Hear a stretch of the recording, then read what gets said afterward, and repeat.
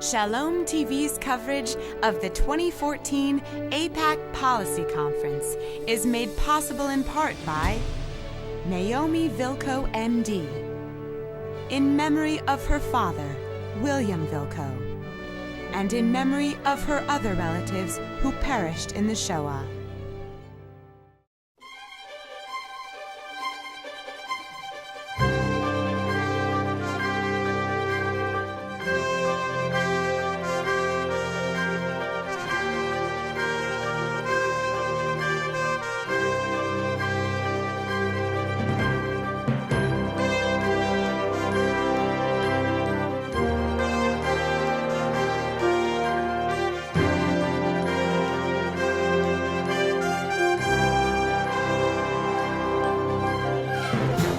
Gentlemen, why don't we think about and talk about the region as it is today? You know, there have been so many changes, so much upheaval.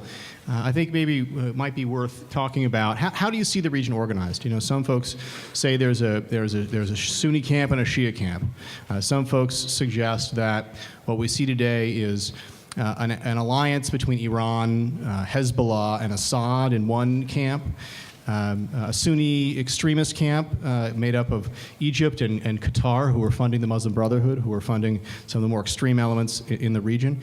And then another Sunni bloc of, maybe we call them families with flags, or the traditional Sunni powers who have been, at least since 9/11, working with the United States to fight terrorism, to fight Al-Qaeda, to push back, and more recently been opposed to the Muslim Brotherhood.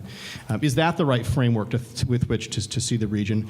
How should we understand the changes that are taking place, the politics of the Arab world itself? Is the Gulf Cooperation Council still real? What are the systems that arrange that world?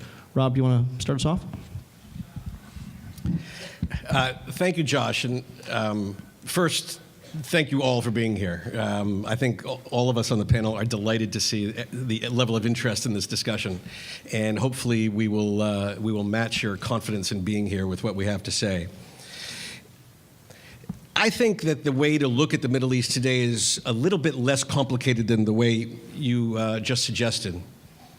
I think the way to analyze the region is to divide the countries of the region into those who are eager, willing, and able to change the Middle East in a revolutionary fashion, want to shake it up because they don't like it the way it is, and want to exert their influence to define it in their worldview. And that begins in Tehran and stretches across the northern tier of the Middle East to parts of the Iraqi government, to the Syrian government, to Hezbollah, to Hamas, to Islamic Jihad, to the Muslim Brotherhood even. And that is headquartered in Tehran. And on the other side are powers, Israel, some major Arab states like Saudi Arabia and the United Arab Emirates and Egypt, Morocco, and some others, who support the idea of the Middle East essentially the way it is: stability, a measure of certainty, not without its conflicts, not without differences, but opposed to the revolutionary ideology coming from the other side.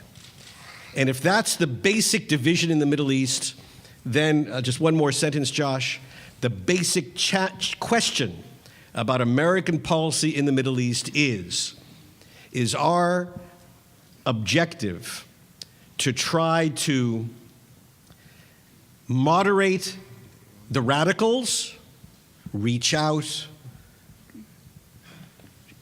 polish the edges, work with them, find areas of common ground, or is it to bolster the status quo players so that with their confidence in us secure, they can vanquish the radicals and at least compel the radicals to compromise? That's the core question about American policy in the Middle East today.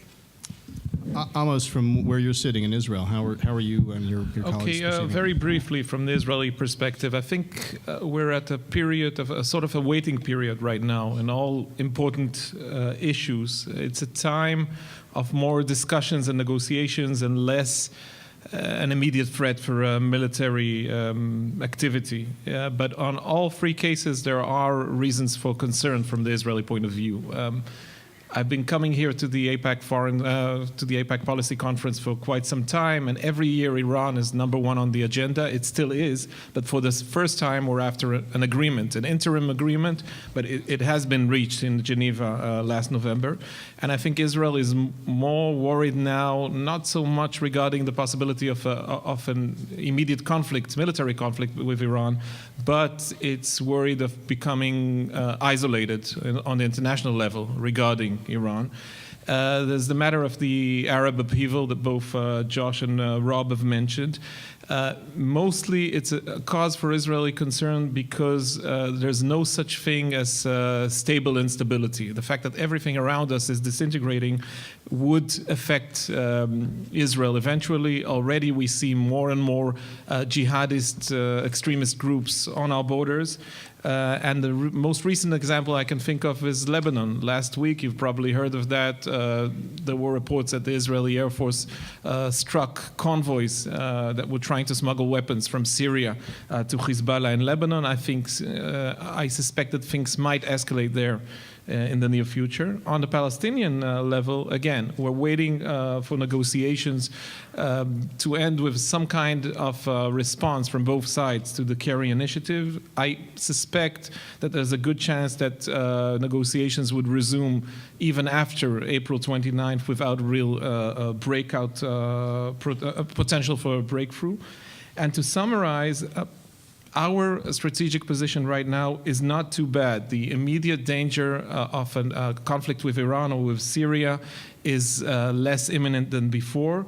The Arab conventional capabilities are not as frightening as they were years ago because of the effects, the events in the Arab world.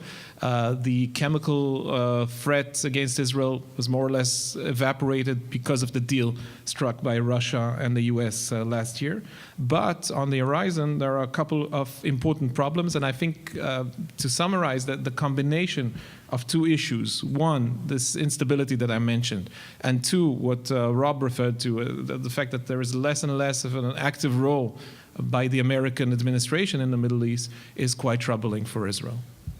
Thank you. So, Jeff, as we listen to those contours of the region being laid out, how do you think that the administration and policymakers in the United States see those same contours, those same changes taking place? What's their desire? How do they want to see the region look? What do they think they can do vis-a-vis these challenges at the moment? And I should say, you might have some fresh perspective. Your interview with President Obama, you were in the Oval Office on Thursday with President Obama, and your interview with him just went up on Bloomberg.com about half an hour ago. I urge you not to get out your phones and look at it. We're going to hear about it right now. You can read it after. But Jeff, so you do have a pretty good perspective on how the president and others feel about these things. What can you tell us? Thank you. Thank you all for coming. I would say, just by segueing into that and answering your first question to Rob, it's interesting. As he was speaking, I was thinking about ways to divide the Middle East. I'm like an Ottoman in that way, I guess, right? A neo-Ottoman. A neo-Ottoman, right? Yeah. They were in the Bush administration more than now, right? And one way to divide the Middle East, I think, is to look at two groups. One is a group of American allies who are not sure that the U.S. is either their ally or that interested in them. Mm-hmm. And in that group, I would put not into you anymore, right? Sort of, and that encompasses the grand but still latent Jewish Sunni alliance. And on the other hand, there are a group of states and non-state actors who are wondering, how far they can go down certain roads without provoking an American response. And so we're in this very, very fluid period where nobody really knows exactly what to think of the president, this administration, or the policy, which seems to be perpetually sort of in formation.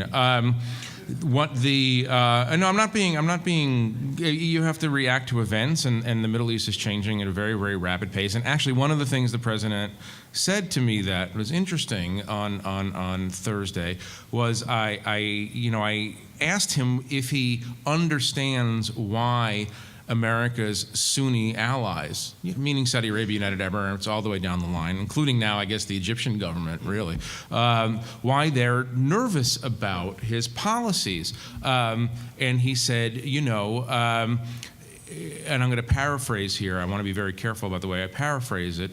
But he said, essentially, look, rhetorically, past presidents, meaning one in particular, were very solid on the Iran threat rhetorically, but didn't actually try to get Iran to move away from its nuclear program. And so now, when the U.S. is trying to negotiate with Iran and trying to see if it can modulate or neutralize some of the threats posed by Iran, there are people who are nervous about this. And he said, and this is virtually a quote, I want to make sure I get it right. He said, change can be scary, was his response. So what change is he talking about?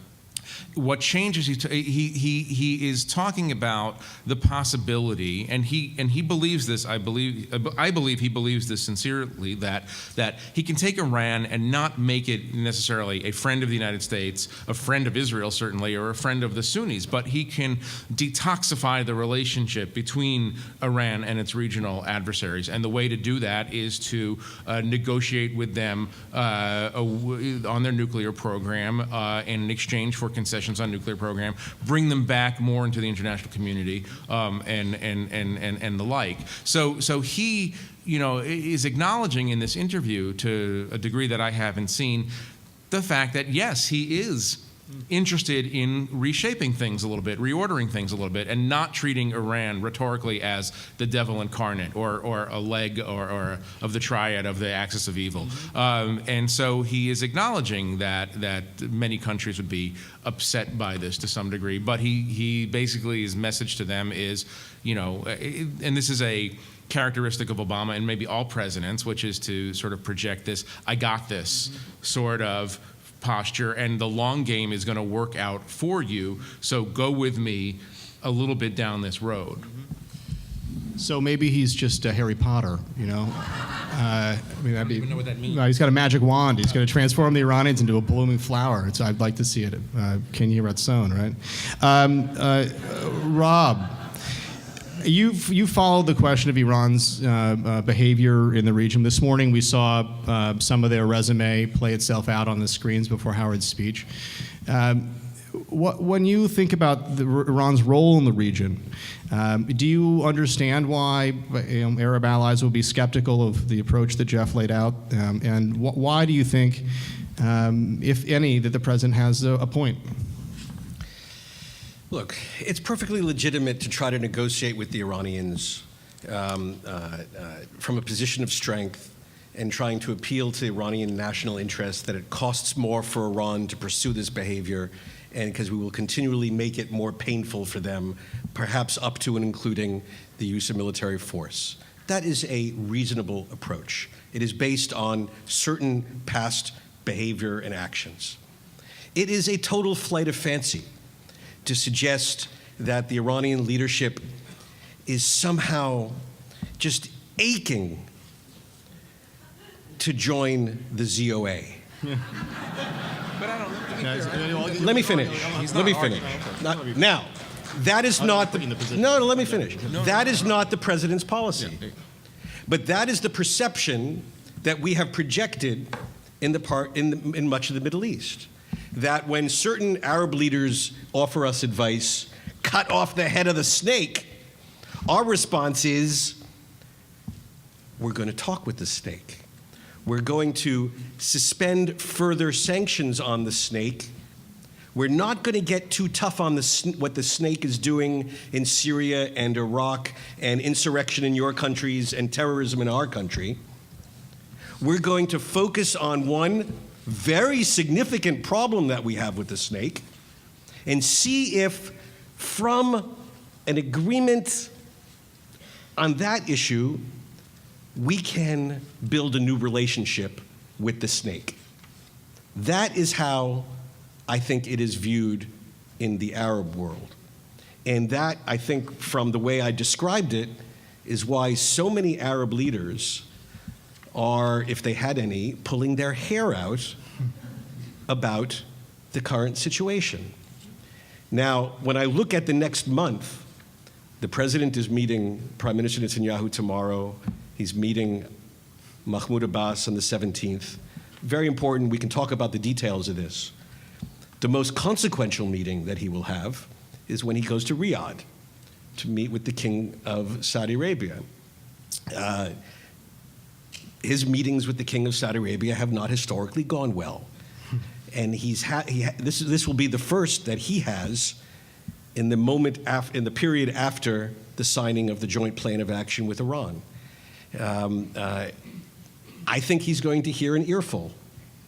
And whether he can convince the Saudis that he understands their concerns is a huge challenge. And the more the Saudis hear that change is coming, which to them means that America is trying to resurrect a 1970s era pillar of reliance on Iran. Whether or not the president means it, that's what they're going to hear. That's going to drive them crazy. And that will send them to do all sorts of things we don't want them to do, such as paying a couple of $2 billion for the Egyptians to purchase Russian weapons.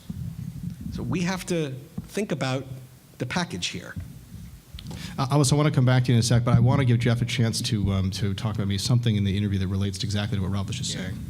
Yeah, not to give the impression that Rob and I have some kind of shared mind on this, but this is a question that I put to the I'll read you the question I put to the president on Thursday, and I'll give you his answer. In the Gulf, this is what I asked. In the Gulf, you have a king of Saudi Arabia who has been asking for years for you to cut the head off the snake, referring to Iran. They're hearing this, they're reading this and hearing you say, live with the snake. Do you understand why they're uneasy about your approach or your broader philosophical approach? Or are they overinterpreting this opening to Iran? And this is what President Obama responds. Here's what I understand. For years now, Iran has been an irresponsible international actor. They've sponsored terrorism, they have threatened their neighbors, they have financed actions that have killed people in neighboring states. And Iran has also exploited or fanned sectarian divisions in other countries. In light of that record, it's completely understandable for other countries to be not only hostile towards Iran, but also doubtful about the possibilities of Iran changing. I get that. But societies do change. I think there is a difference between an active hostility and sponsoring of terrorism and mischief and a country that you're in competition with and you don't like, but it's not blowing up homes in your country or trying to overthrow your government. And so we went on in that vein for a while. Essentially, he's arguing that, I'm not going to move them into the category of Canada, but we might be able to move them into a category that's less hostile to our interests. So, and I take it, that part of that relates to pointing at Rouhani and Zarif, right?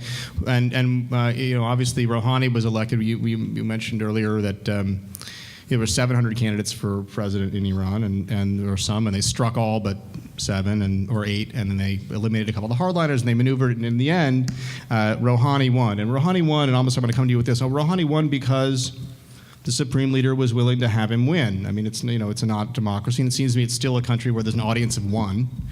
And I wonder what that one's view is. And does Israel believe that it's still an audience of one? And what are what's to assess about Israel and the president's view that maybe they could change?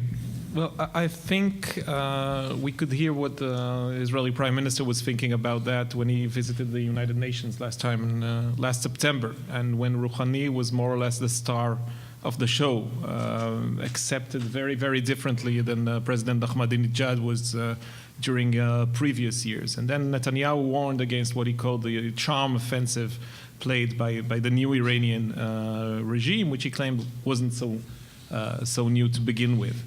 I think there is a difference, and I think when you talk to the Israeli intelligence chiefs, they see it slightly differently than what the prime minister speaks of publicly. For instance, Israeli military intelligence a few months back defined the changes in Iran as strategic and important. It doesn't mean that they feel that Iran has no dangerous plans in the future. It doesn't mean that they think they've stopped planning for acquiring a nuclear bomb or helping Hezbollah and Islamic Jihad in Gaza or so on. But they do see a sort of a room for wiggling, for some kind of negotiations with the West. And we have to admit that the Israeli military threat isn't towards Iran isn't as credible as it was a year or two ago. At that time, the world believed that we were about to act, and I think that contributed quite a lot to President Obama's decision to start acting tough on Iran and to move forward with the sanctions that in the end led to the change, if not in regime, at least in personas of the Iranian president. Right now, it doesn't seem that Israel is calling the shots anymore, and it's a time of negotiations. If things blow up in Vienna and they cannot reach, the P5+1 cannot reach any kind of an interim agreement, a further interim agreement with the Iranians, then it's back to square one, and probably Israel should start discussing again the possibility of a military strike. If there are, as I suspect, a series of interim agreements, one after the other, sort of delaying the problem and helping President Obama fulfill his promise of preventing an Iranian nuclear bomb on his watch, then I'm not sure that Israel has so much to do about that. The Prime Minister would complain. He would complain publicly. He might even hint of some threats, but I don't see this materializing, the military strike option, as it could have been 2 or 3 years ago. So President Rouhani certainly does have a different face than Ahmadinejad. It is interesting that Iran has not slowed down the number or the pace of executions in Iran since he took over. I think 500 or so people executed since he took office, and they continue to be responsible for all of the carnage that's taking place in Syria, given that there is no Assad regime without Iran. So, Rob, as you look at the situation in Syria at the moment, and you see Iran's effort there to expand its footprint, as they've tried to do in Iraq, how do you assess Iran's regional ambition at the moment? What is it that they're strategically trying to accomplish?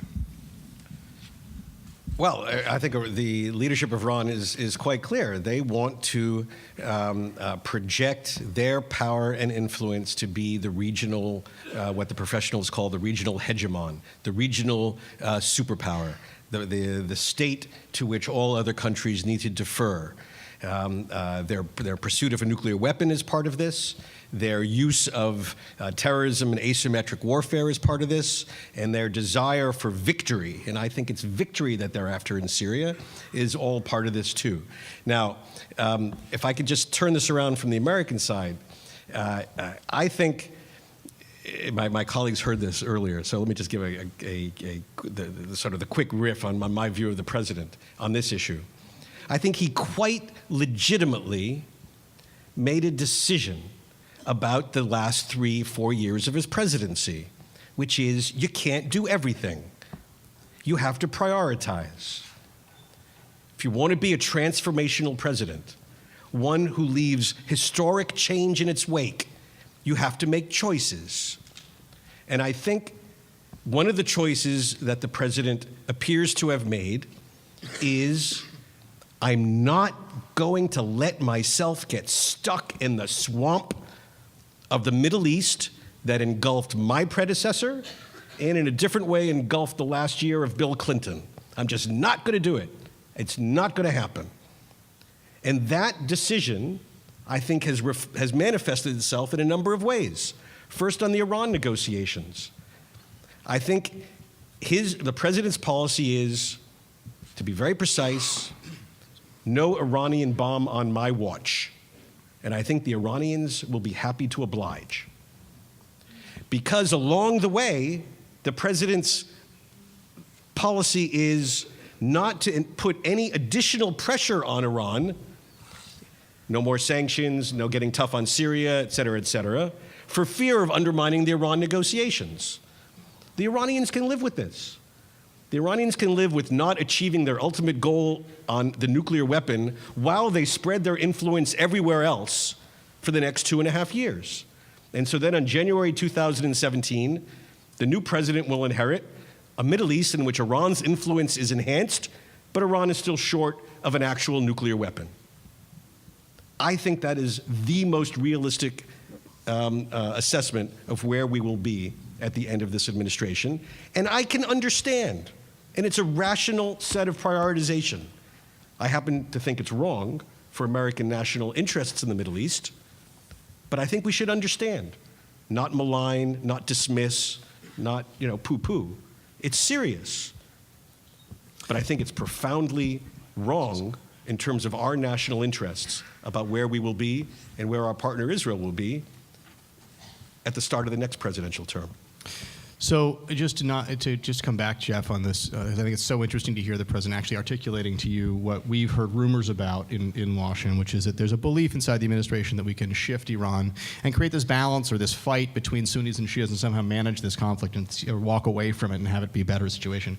A year ago, when President Rouhani was then a candidate, he said in a speech, saying death to America is easy. We need to express death to America with action. Now, one could argue this is just, it's just politics. Yeah, it's just politics, right? We're just campaigning here. On the other hand, I'm not so sure. And I think we've learned the lesson: when they say terrible things, that they want to do bad things to you. You probably ought to believe it. And given what Rob said, which is that the end of these negotiations, if they're successful with the Iranians, results in a situation with Iran with a nuclear weapon kind of just beyond its grasp, if you will, kind of able to get to a nuclear weapon almost whenever it wants. The question is how long, how many centrifuges will they have left? If there's a situation in which, you've got this leadership of Iran, which, the defense minister of Iran that Rouhani appointed is the guy who was responsible for blowing up the Marine barracks and killing 241 Marines. It's not that different. And they have this nuclear capability, and they have kind of an interest in being a regional hegemon. How do we get to a situation in which, as the president described in that sentence, there's some sort of kind of competition, as if they're China and we're, it's America-China, as opposed to they want to dominate these other countries that are right next to them and they have a nuclear capability. It just seems, and I can't myself reconcile it. I'm hoping you can help me understand it. Wait, I'm not sure if you want me to defend Obama or Rouhani. Which one do you want me to defend? Your president. Yeah. No, and I don't mean to put you on the spot in defending Obama. I don't think we have to. It's possible to say it's inexplicable. I'm just wondering what do you think? Is there an instinct there that we can all just get along? If we just talk it out, everything will be okay? It's interesting, and we can talk about. We haven't even mentioned the word Ukraine yet.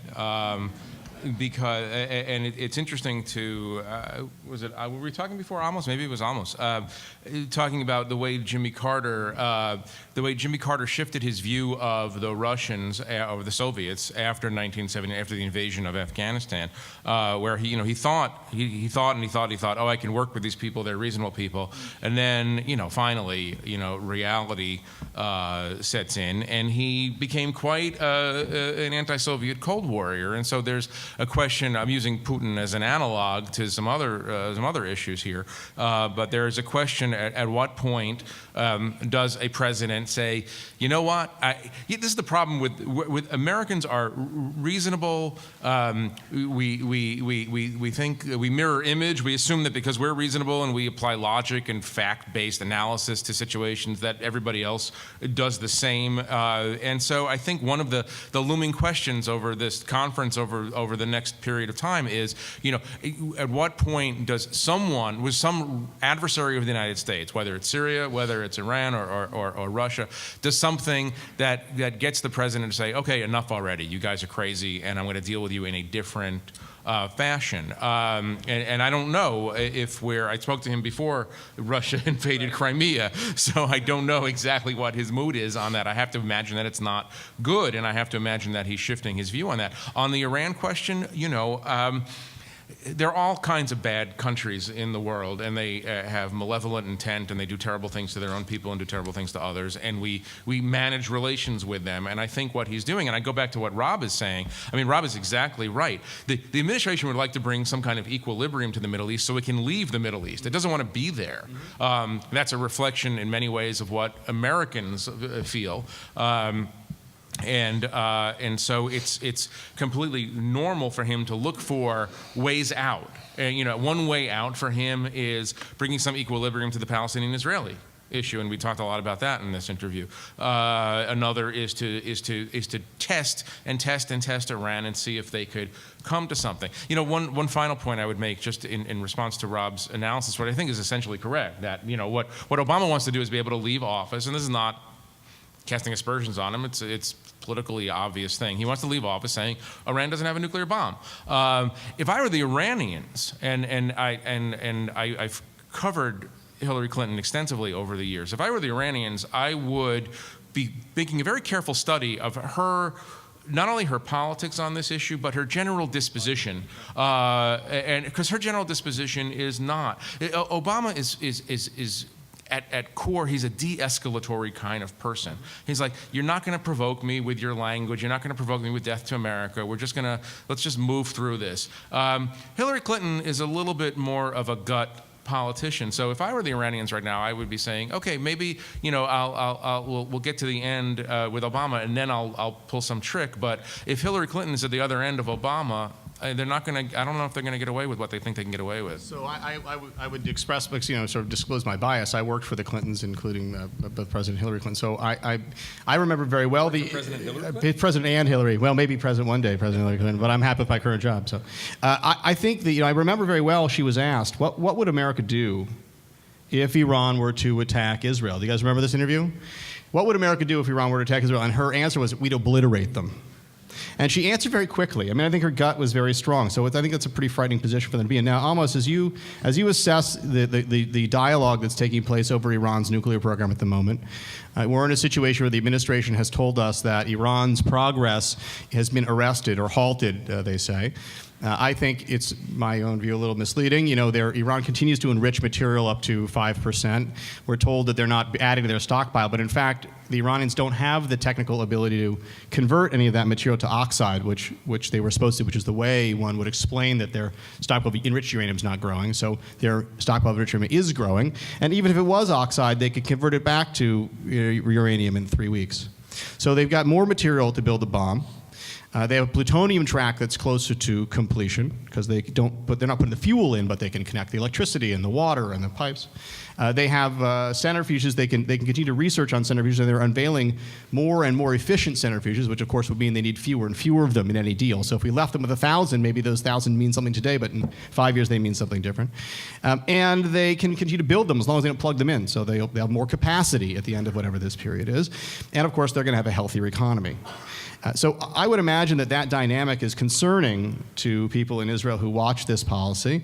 And I would imagine that there's some question about what the negotiations will lead to. Do you think there will be a final agreement? What are the contours of what an acceptable final agreement might be from the perspective of Ari Levite or an Israeli policymaker in this area? And do you think it's possible?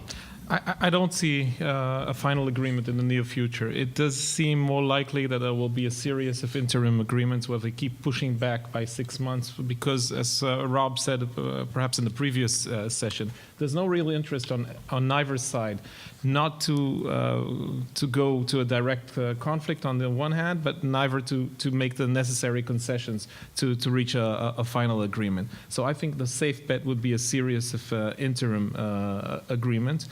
From Netanyahu's position, this is very, very frustrating because he saw where this was leading quite a long time ago, and you might even claim there is a case for a claim saying that it was his position that persuaded Obama in the end to push forward with the sanctions, and they did have significant results. The change of the president in Iran is perhaps an indirect result, but it wouldn't have evolved without the Israeli threats. there's no, you said the program wasn't halted. There's no rolling back. I think we can all agree about that. Some experts are saying, well, it had rolled back their capabilities by 3 or 4 or 6 weeks. This is not important. The important issues, if indeed there are serious negotiations over a final agreement, I'd say we have to deal with the ballistic program. We have to deal with enhanced inspections by the IAEA. And we have to remember that the Iranian question is not only a nuclear question, but also their involvement in Syria, their support of terrorism, and so on. Having said all that, and as I might have said before, I don't see a real chance of an Israeli strike in the near future. Netanyahu is, he's out of cards by now. It might have been an issue 2 years ago. At that moment, he hesitated. He didn't act at that time. He doesn't have a coalition that supports it. He doesn't have the support of the military chiefs and the intelligence chiefs right now. Only if things blow up in Vienna, then there might be a scenario in which Israel is back on the table with the military option. So, Rob, I want to give you a chance to answer this, and I also just want to add to it. What is the purpose of sanctions? Is the purpose of sanctions to bring the Iranians to the table, or is it something else? I mean, we've heard some shifting language on that. So first, the answer to this other thing, and maybe you could address the sanctions later. Well, actually, or both, however you want to do it. First, I wanted to just to take this out of a little bit of this particular nuclear technology. I mean, Josh, you gave a long list of very serious issues, but you have to be like a nuclear scientist to follow the list you did, and to offer a slightly different way to understand these negotiations. These negotiations are about how much time we and our allies will have to detect Iran's cheating. The presumption of these negotiations are that Iran will cheat. And everything that we're talking about, how many centrifuges they have, how much enrichment they're allowed, is really a measure of time. Will we have 6 weeks to figure out their cheating, 6 months, a year, 18 months, etc.? If we can get 18 months, it's a great agreement. If we're stuck with 6 months, it's a nyeh agreement, and if it's 3 months, it's a terrible agreement. That's the way the professionals are looking at it. If you came from Mars and you looked at this, you'd say, what the hell is going on? Why isn't this negotiation about how to deny Iran the ability to cheat, instead of how to define how much time we have to catch them cheating? So right away, Iran has won in these negotiations. We may get a very good agreement. We may stop the Iranians. We may be able to detect their cheating. But remember that. We're negotiating with ourselves about how much time we have to catch them cheating. Now, sanctions, it's a very interesting question. Sanctions were originally defined as what we need to do to compel the Iranians to negotiate seriously. Now, what happened in the joint plan of action? In the joint plan of action and the statements around it by the president and the secretary, essentially the military instrument was taken off the table. So much so that an Iranian violation or a blow-up and failure of these negotiations, what will that trigger? It will trigger more sanctions. But sanctions were supposed to just get them to the table. How are sanctions also the punishment that is going to compel a change in behavior? Well, this, if you look closely, it's a very subtle shift in American policy in which the military instrument has been derogated, has been lowered as the possible use of it in the event of Iranian malicious behavior in these negotiations or the total failure of these negotiations. And so sanctions go from an instrument to compel them to negotiate to a penalty. And I don't think the Iranians have missed this. So I want to follow it up, and I have a quote from Ben Rhodes. Ben Rhodes is what is he? The Deputy National Security Advisor, in which he said, "We've not yet seen Iran make a decision to come in line with its international obligations by suspending sanctions." And he said that the purpose of the sanctions was to get them to comply with that demand for full suspension. So at least at one point, they said that the sanctions were to get them to stop enriching. That may no longer be the case, but it's certainly true that these things don't happen in a vacuum. And so, Jeff, I wanted to ask you about some of the things we've seen in Syria in the last year or so. I know the French were particularly, I spoke to some French officials, they were very forward about saying how upset they were with the way the president handled the situation in Syria.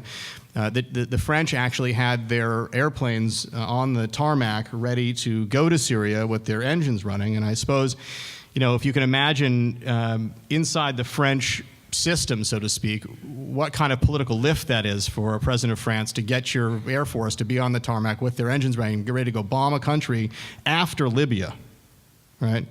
And then to have that decision reversed or be left out there, by the president. What impact do you think he's had? Did you ask him, does he wonder what the consequences of those decisions were, either for the question of Iran or for the region or these other things? How does he perceive them? Why, it's funny you should ask. Yeah. Because I asked him, just going to be reading now, sorry. But so I asked him, how do you think the Iranian regime saw your reluctance to use force against Bashar al-Assad? And does this have any impact on the way they're dealing with the current nuclear negotiations? And so he answered by saying, I'll read it to you, yeah. Oh, I don't want to tell you what I think about it. I just want to read it. Well, we'll press you for that. Yeah, all right, you can push on it.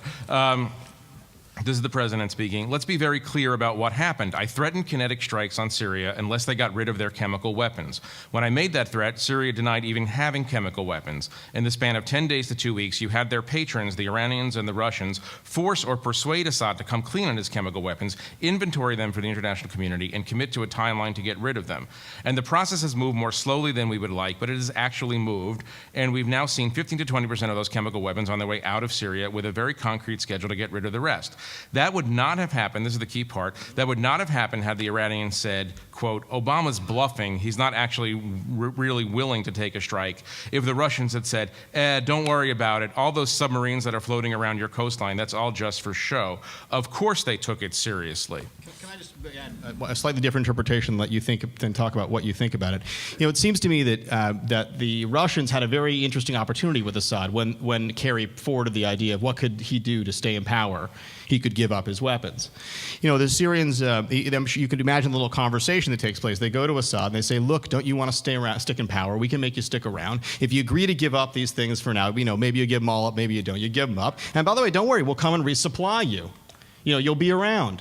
So I wonder whether you think that explanation the president gives you holds a tremendous amount of value, meaning, yes, it's true, a threat, can compel action, but was there maybe a deeper iteration there taking place that maybe the Russians have a longer plan, Assad sees a value to sticking around, he can hide some of these things or not? Where do you see the validity of that interpretation, that in fact Syria was a success for American foreign policy and American power? And do we know yet?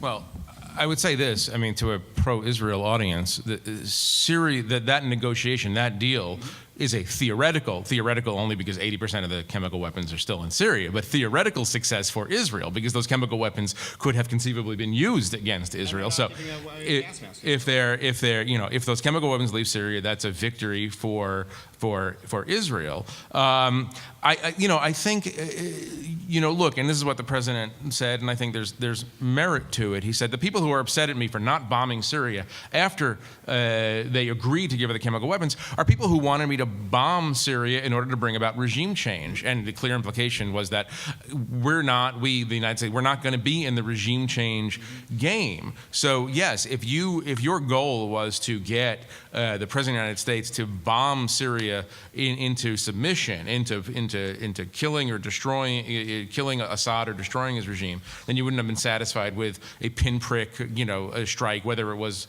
what was the expression, unbelievably small or incredibly small strike. That would not have satisfied you either. Yeah. So, and I think look, this thing did happen because certain players around the world decided that, oh man, I think maybe Obama's finally angry. And maybe he's actually going to do something. So, look, Putin had a great opportunity to look like a statesman. It netted out positive, like most things for Putin these days. It sort of nets out. But, I think that there's an argument to be made. And, by the way, this is an interesting question that you could ask. I won't answer, but you could ask. If it's true that Syria gave up or agreed to give up its chemical weapons because of a threat of American force, then the threat of American force is useful. But I'll leave that hanging. So, right. And Secretary Hagel, by the way, who's turned out after the hassle he had in his confirmation hearing, which proved that a career in attacking Israel probably will give you a hassle when you try to get a job as defense secretary, has turned out to actually be relatively friendly, according to Israeli officials, to Israel. He did say the other night at a synagogue in suburban Maryland that the military option on Iran was something to be avoided. I thought that was an interesting comment from the Secretary of Defense. It is Yeah. something to be avoided. Well, I think he meant more specifically like we should really avoid it. But hey, who's to say? Amos, as you assess some of these things, how do you feel about it? And I wonder, as we think about Assad and his staying power, did people underestimate Bashar Assad? I mean, people thought he was just an eye doctor who kind of fell into this job. He seemed to be a much more ruthless, disgusting dictator or whatever. Quite a ruthless eye doctor as it was brutal. Those bills, they were very persistent. Yeah, exactly. A dentist indeed. First of all, the Israeli perception is quite similar to what you've noted about the reaction in the Arab world. And there was at least a slight sense of disappointment in Jerusalem once the president announced that he was not going to strike. On the other hand, as Jeff has mentioned, this has meant an improvement on Israel's immediate strategic situation. There are no longer... It's happening as we speak, but there's no longer an imminent chemical threat against Israel. And you have to remember that Assad Sr., Hafez al-Assad, bought all those weapons against Israel as a manner of deterrence after the Yom Kippur War of '73. So this was quite frightening for the Israelis for a long time, and the government has just announced that it will stop giving gas masks to the population. Most Israelis, I don't know how many of you know that, have gas masks at our home, more than 60% of the population. Now this is going to change, so this is important. On the other hand, there's quite a clear message to Assad saying, listen, we're perfectly well with you killing your own civilians in any manner you'd like. Use airstrikes, use tanks, use artillery. Just don't touch the chemical weapons because it gives us bad memories of gas and so on. And this is the message. And Assad held, and he remains in office. You might remember 2.5 years ago, Israel's then defense minister Ehud Barak said that within weeks Assad would be out of office. This didn't happen. And Assad is still there because of all the help he's getting from the Iranians, from Hezbollah, and especially from the Russians as well. There are weapons shipments every week on Tartus and Latakia helping Assad to survive. And a guess, as long as he doesn't get assassinated, he will, other than assassination by the Sunni opposition, I don't think there's any other method that would push him out in the near future. Great. Rob? A couple of points on this. First, prompted by Jeff's reading of the passage from the president on Syria and CW. Even a president is allowed to write his own memoirs, but he's not allowed to write his own history. There is a key leap in this passage, and the leap, which I think people in this room will know more about than most, the key leap was the episode of going to Congress to ask for support for action. And the implication of that passage, if you read it completely, was that regardless of an overwhelming vote against, the president was still going to use military force, and it is simply an unknown. We have no idea.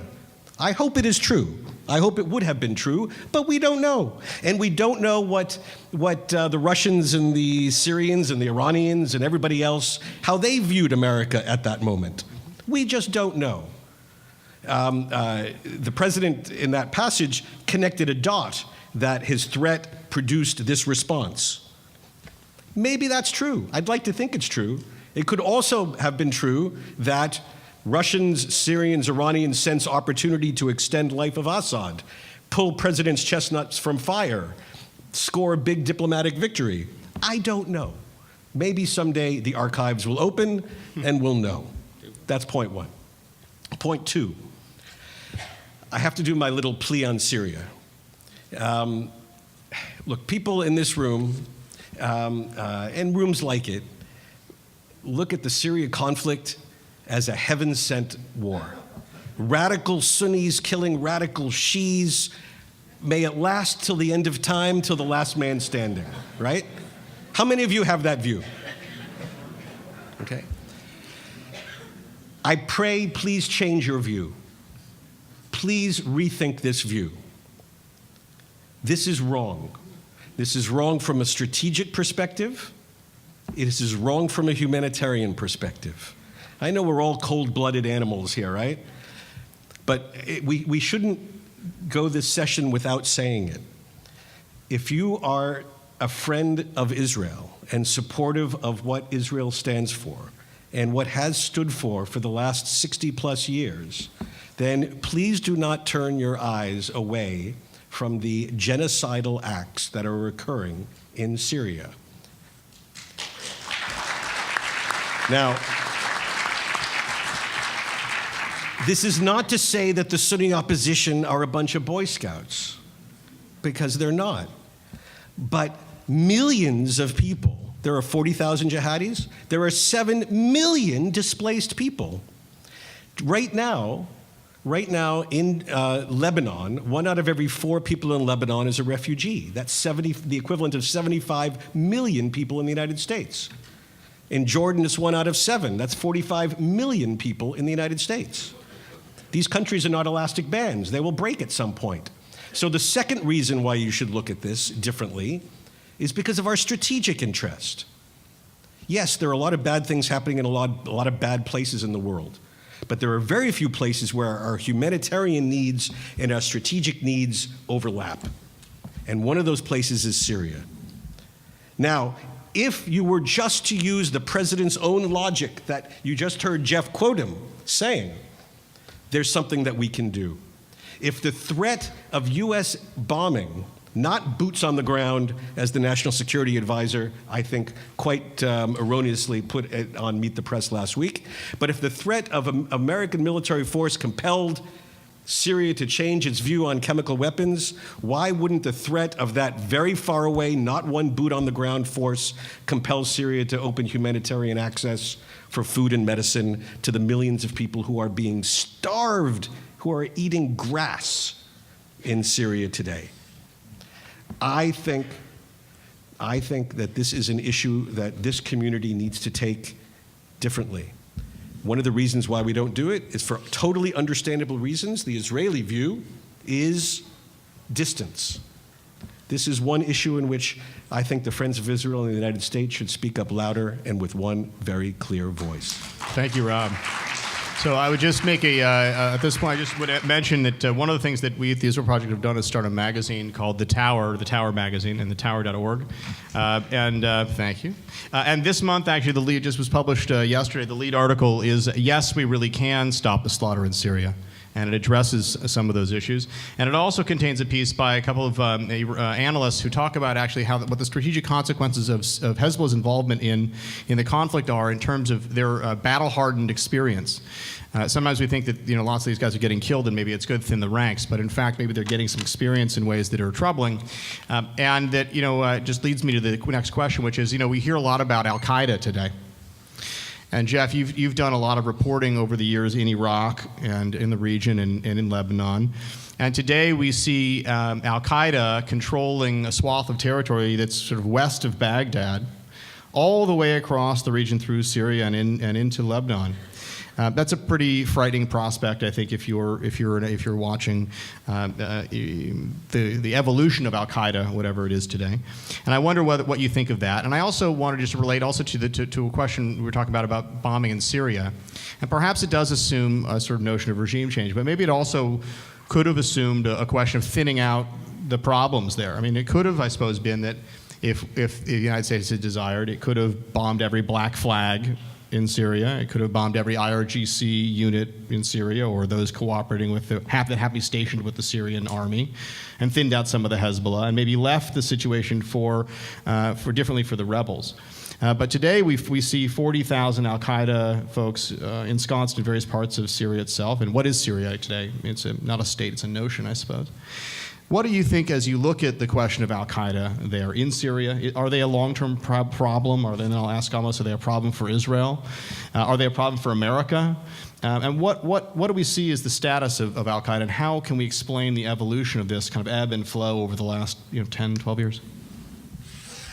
Well, in this debate that Middle East obsessives have, which is a more dangerous threat at the moment, is Shia terrorism, Sunni terrorism.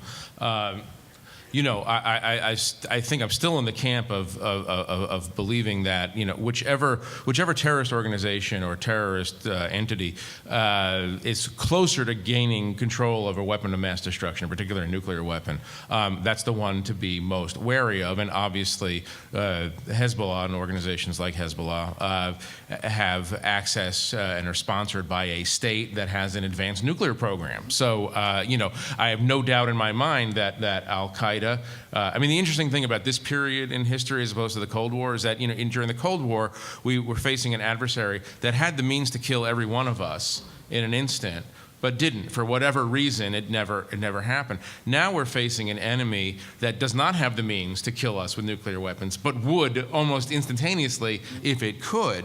And so obviously, you just have to judge.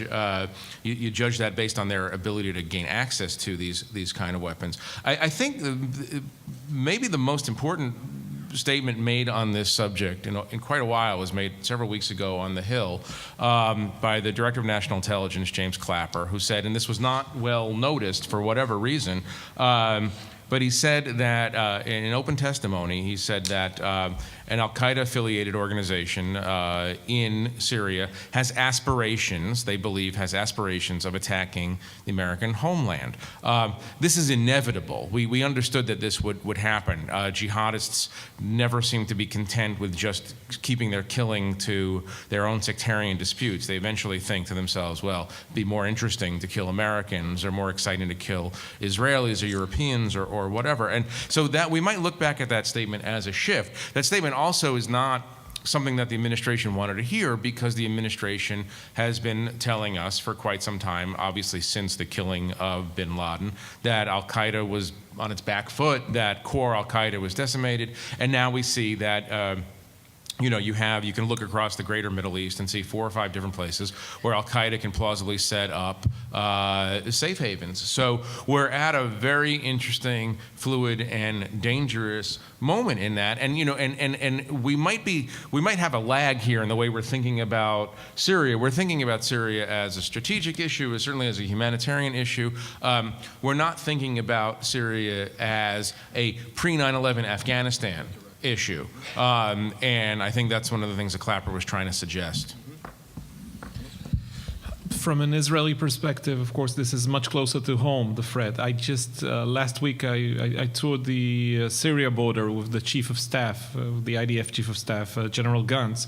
And the IDF officials were telling me that 80% of the Golan Heights border right now is controlled by opposition forces, Sunni opposition to the Assad regime, but many of them Al-Qaeda affiliated. So this is a new reality, and it's rather clear that these organizations, although their top priority is toppling Assad, they have a growing ideological interest in hitting Jewish targets. And it's a disaster waiting to happen. It's very clear. We've seen that already materialize on the Sinai Peninsula. There were a couple of attacks, 2 of them rather sophisticated and ambitious. And I think that the fact that the Syrian front is rather calm now is only for the time being. This is about to change. There was a statement made by Ayman al-Zawahiri, the current head of Al-Qaeda last year, who said that the jihadists in Syria should use Syria as a launching pad for attacks against Israel. And the problem from the Israeli point of view is that you don't know who you're fighting with. We have less military intelligence about these enemies. We have no return address, if you'd like, because once rockets are shot, it takes time to realize who's behind this and where they're located and how to hit them back, which is very, very different than our situation against Hezbollah or Hamas. Also, it's impossible to negotiate with these people. unlike the Palestinians or even Hezbollah, where you can deter or intimidate by other means or through all kinds of intermediates. That's not the case, of course, with the Sunni jihadists. And if you look, this is all below radar for you in Washington or in the States because it hardly gets reported in international media. But if you look back at the last 6 months or so, there were rockets shot from Lebanon. There was an Israeli soldier killed across the Lebanese border by an extremist Sunni who happened to be also a soldier in the Lebanese army. There were rockets from Gaza. There were rockets, Katyushas, shot from Sinai to Eilat at least twice. And just this weekend, there were rockets on Mount Hermon, which apparently are a spillover from inner fighting between Syrians. So this is a change that's evolving in front of our eyes, and I think that it will become more and more of a problem for Israel, especially ambitious attacks. There were 2 of these attempts from Sinai in 2011, one of them very successful. 8 Israelis were killed there, and I suspect we'll see more and more of these in the upcoming years. Rob, anything you want to add on the Al-Qaeda question? Well, just one observation to connect this to the Syria question. If you are allergic to engagement on Syria, if under no circumstances you want the United States to get involved in any way, then you want people to think that, oh my gosh, plague on both their houses. It's a mess, radicals, radicals, radicals. But just as like earlier I said the president prioritizes, everybody prioritizes. And I think we should prioritize. And my view is the first order of business is to deny an Iranian victory in Syria. That's how we should look at Syria. The Iranians want victory. The Iranians want to not just extend their influence, they want to control this country. This is not Assad's game. This is the Iranian Hezbollah-Assad alliance. We should deny them victory. Yes, we also, as part of that, have to make sure that Al-Qaeda and its followers don't inherit the victory. But the first order of business, because Assad and Iran are about to win, is to make sure they don't win. We can't start with the 10th item on the priority list. We have to start with the first item on the priority list. That's why it's called a priority. So I want to leave just a few minutes for a couple quick questions, but we haven't gotten around to the question of Israeli-Palestinian peace attempting, I suppose. I'd say peacemaking, but we don't know if it's going to work. Secretary Kerry has put some considerable effort into this work in the last period of time, and I think some people would suggest that, in fact, he's been more successful in this process than many people have been in many years. Rob, this is a subject that you know a lot about and you've followed closely. Maybe you can share with us some perspectives on where we are in that process and maybe where we're going. And the deadline is what, April 29th for the framework that we're looking at? So, yeah. Look, let me just offer a very brief comment so we have time for questions. There's a lot of debate, quite legitimate debate, on whether Secretary of Kerry, in a global sense, has intelligently focused his time on Arab-Israeli issues versus all the other things that might be appropriate demands on his time. If you put that debate aside and you look at just what Secretary Kerry has done in this arena, people in this room should cheer. The tactics that Secretary Kerry has used to approach Arab-Israeli peacemaking have been the exact opposite of what President Obama did on this same topic in 2009. And the results are the exact opposite. 2009, focus on settlements, clash with Bibi, nowhere for 5 years. This time around, work with the Israeli government, find out what their needs are, hear that their principal needs are security arrangements and a desire for the Palestinians to recognize Israel as the nation state of the Jewish people, among other items. Try to get those achieved.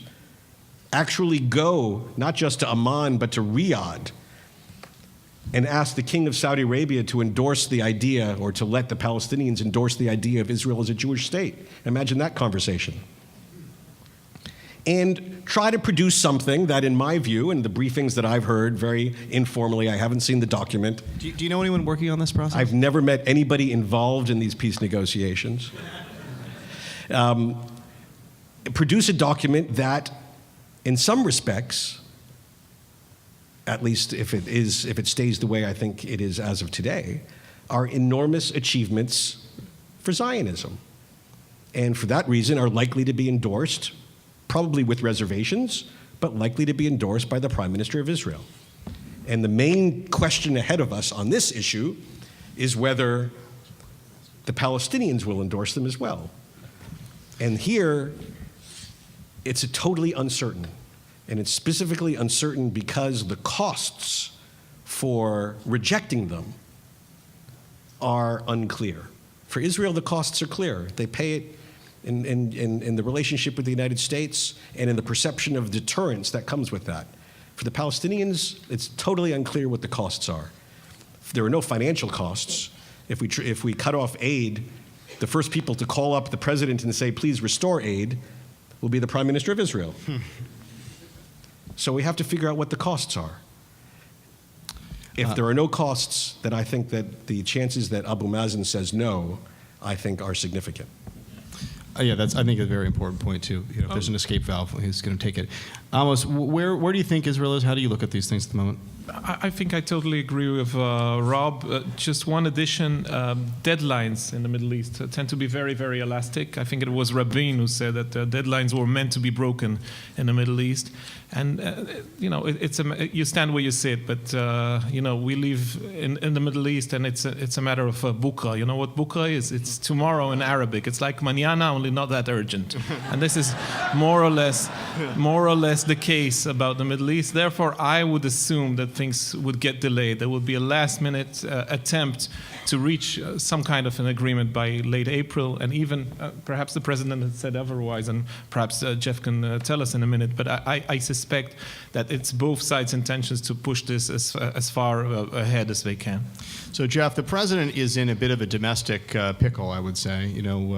His biggest signature issue is not fared well, if you think Obamacare was his signature issue.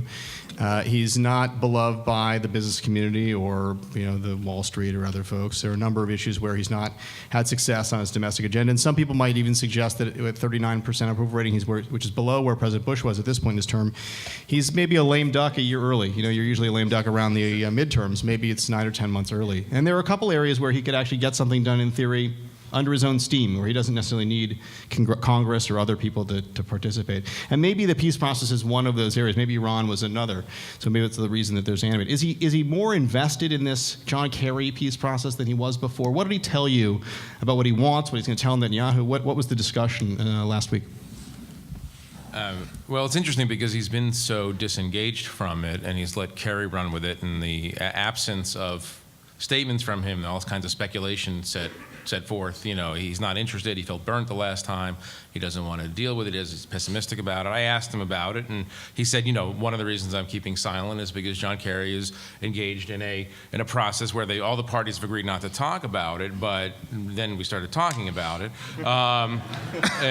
So he obviously is in reinserting himself into this. I think he believes that a moment of truth is arriving approximately tomorrow, when the Prime Minister shows up at the White House, and he's basically suggested to me that he's going to say, this is it, and Israel's future depends on how we move forward on this framework agreement. He used very blunt language. One of the things that's very interesting to me is, in 2009, and this is not something that I necessarily believe Obama thought, but a lot of people around him thought that Benjamin Netanyahu was a passing phenomenon, that we're just going to put some heat on, and the Israeli public will somehow respond and make Tzipi Livni the prime minister, and Tzipi Livni is someone we could relate to, and then everything will be fine.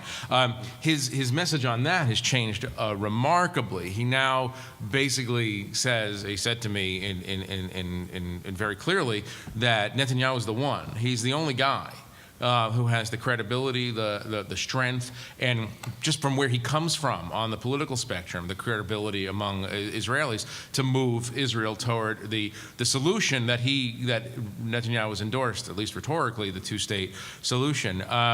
So that's where he is. He's going to sort of buck Netanyahu up by saying, you're the man, you're it, you can be the great deliverer for the people of Israel. And he's also going to box him in a little bit and saying, look, there's no other path except this path that we've laid out.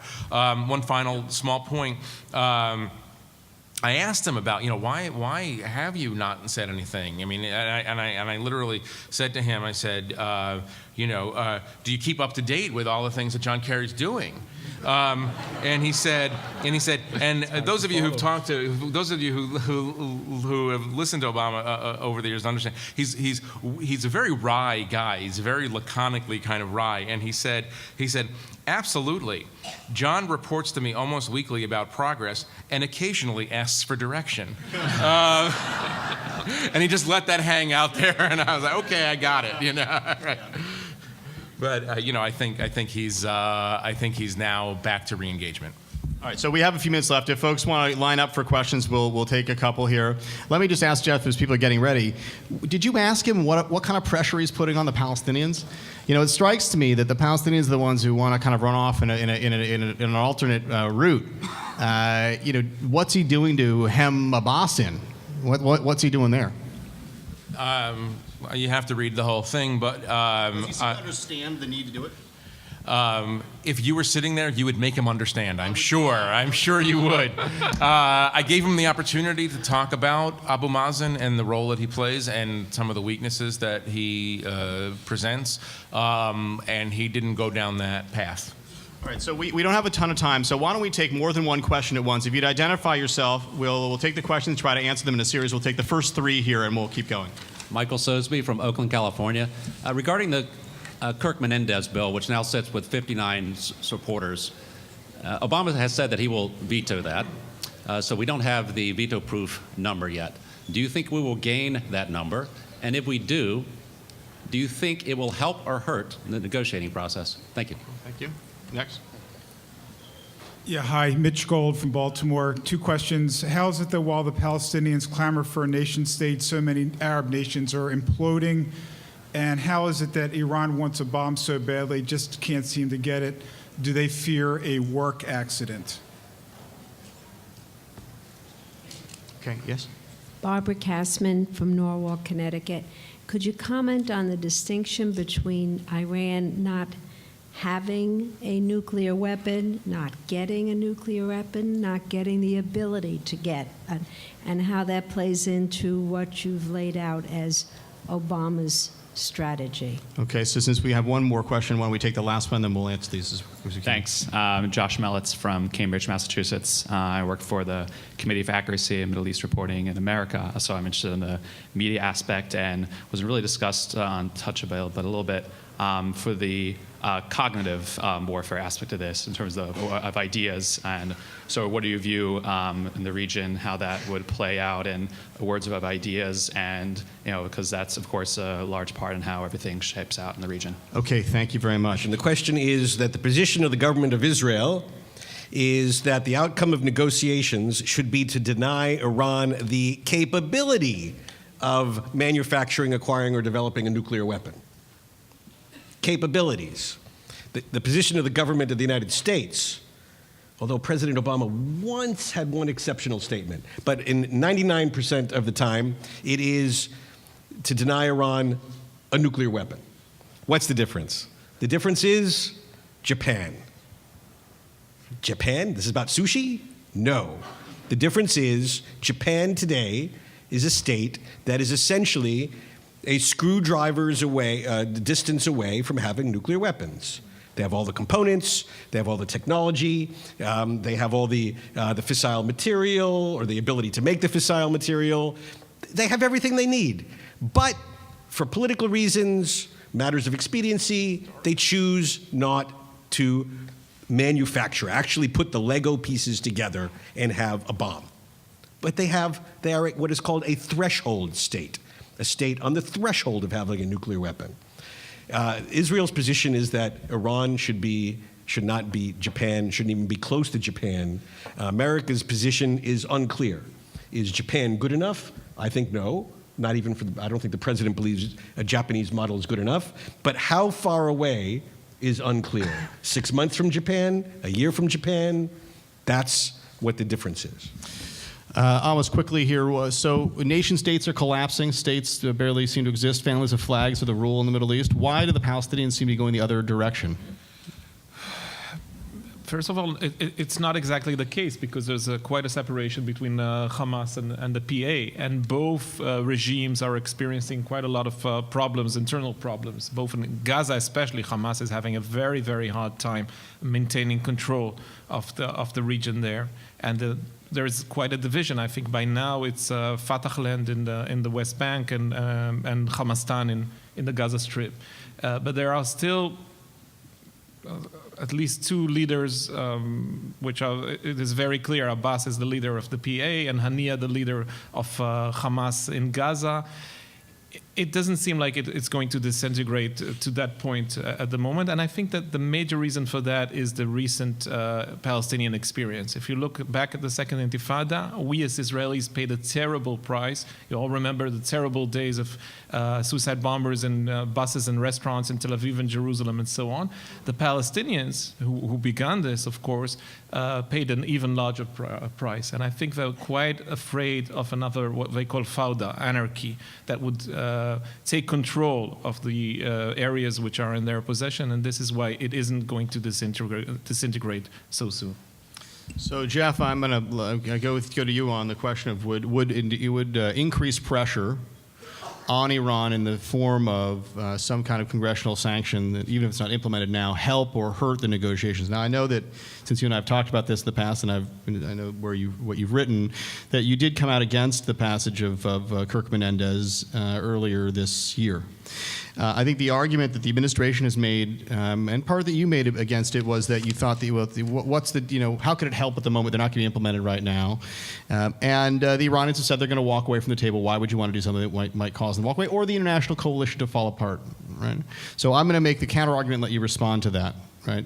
On the coalition falling apart, one of the things that people have said is, well, the Chinese and the Russians, you see, after we finish with the Europeans and the EU and all this, then we've still got to keep the Russians and the Chinese in the coalition. And to be honest, it's really not the Russians, because the Chinese are the ones who have the guts to really leak this stuff, leak on the sanctions. But in fact, the Chinese are not in the sanctions regime out of the goodness of their heart. They're there because we've basically said to them, if you want to do business with America and the way that you want to do business, you have to abide by these sanctions, keep doing it. And so I'm not sure there's a reason to believe the coalition would fall apart if we went forward with it. And secondly, the Iranians have threatened to walk away. Well, they make a lot of threats. They threatened to walk away when we increased sanctions on them in December, although it's the last time we've done it. And they came back after a tantrum 24 hours or 48 hours later, and they need the money. So why should we believe for any minute that these things would not be useful? More pressure would not be helpful, in fact, to focusing the mind to get the Iranians to understand that if they try to skate away and make no deal, these are the very consequences that'll be there, as opposed to doing kind of what Rob is referring to. So if there's failure, which is the argument, if we fail, then we can get more sanctions. To do what then? To bring them back to the table? Your turn. Jeff, you ignorant slut. Yeah, I got it. Or maybe you changed your view. Or maybe I've changed my view. You have to be a certain age to know what that is. Yeah, well, they got it. Yeah, they got it. Yeah. This room's got the age. It's funny you bring this up, Josh, because I asked the president on Thursday if... You two actually, we didn't... I know. I said, so, Mr. President, Mr. President, if sanctions got Iran to the table, why wouldn't more sanctions keep them at the table? Yeah, no, there you go. And he actually said something very interesting. He said, and who cares what I think when it's the president who's actually in charge of this process? I'll read what he said. There's never been a negotiation at which, in some point, there isn't some pause, some mechanism to indicate possible good faith. Even in the old Western or gangster movies, everybody puts down their guns just for a second. You sit down, you have a conversation. If the conversation doesn't go well, you leave the room and everybody knows what's going to happen and everybody gets ready. But you don't start shooting in the middle of the room during the course of negotiations, end quote. Now he sees that we got sanctions to get them to come to the negotiations. They've agreed to come to the negotiations, so we're going to punish them for agreeing to come to the negotiations by slapping more sanctions on them. My argument is twofold. One, there's always time to put more sanctions on. The sanctions are more or less staying in place. David Cohen and the Treasury Department, they're very, very good at keeping Iran properly sanctioned. And there's another point, which is you don't ever want the rest of the world to think that the U.S. is being the irrational, implacable actor in this. You want them to think that Iran is the irrational, extreme, intransigent actor in this. So why not wait till Iran screws up a little bit and then hit him with sanctions in a way that the rest of the world can then say, oh, all right, America suspended some negotiations, some sanctions, and Iran didn't respond in kind. And here's the other thing, and the final point. In Tehran, they know the names Menendez and Kirk. Yeah. They really do. And they know what the U.S. Senate is about, and they know what the Banking Committee is capable of doing. You don't have to do much more than say, hey, by the way, the Banking Committee is going to meet next month to talk about these sanctions. I think they get the point already. So Rob, just to, you have some points you want to make? Look, three very quick observations. Number one, the administration successfully mischaracterized the content of this legislation and won the battle of the narrative. That this legislation included the imposition of sanctions as opposed to the prospective imposition. It was the battle of the narrative, and the administration won it. Point two, far more useful, this is without a comment on the wisdom of the legislation, far more useful in my view would be the importance of laying down markers now about what is the acceptable nature of a final agreement. This is something about which there should be broad bipartisan support, and something I think could actually have an impact in the negotiations. But a third test. If indeed Jeff is right, the president will not go along with this. But a third test should be, in my view, to take advantage of the fact that the Joint Plan of Action only prohibits the United States from imposing only prohibits the United States from imposing nuclear sanctions, not non-nuclear sanctions. The best way to test Iran's commitment to these negotiations, in my view, is for the United States to impose marginal, increased non-nuclear sanctions for whether it's human rights or terrorism or the illegal provision of weapons in Syria, and see how the Iranians respond. I will give everybody in this room a latte if the Iranians bolt the negotiations as a result of that. So thank you, Rob. I also it struck me, Jeff, in the answer that it's about these Westerns and these gangsters, as if it sort of leaves aside the fact that we're going to enter into these or in these final negotiations with much less leverage, given that the economy in Iran is going up by 2% GDP, the rial has stabilized, all these other attendant consequences happen. Western businesses are racing in to get ahead of the release of sanctions. It just seems like a divorced sort of a metaphor from a divorced reality in the way he's describing this sort of antiseptic notion of you put your gun down for a little while and see what happens. They're still making progress, and they're going to be in a better position when we're done. The pressure, I think, is also not just about sanctions. It's about oversight from Congress and these other things. So I think we'll have to see how that goes. Good luck in your meetings on Tuesday. Thank you for coming. I'm sorry we're out of time. Thank you for coming. We would be pleased to send a complimentary DVD of this program to anyone who wishes to support Shalom TV with a tax-deductible gift of $36, double high or more, to the nonprofit organization Jewish Education in Media. Simply visit the Shalom TV website homepage and click on the Donate button to make a donation by PayPal or your credit card. And please indicate the program for which you would like a DVD. Or you can send your tax-deductible check made out to GEM, Post Office Box 180, Riverdale Station, Bronx, New York, 10471. And again, please remember to indicate which program you would like to receive on DVD with our compliments. And we thank you for your kind support.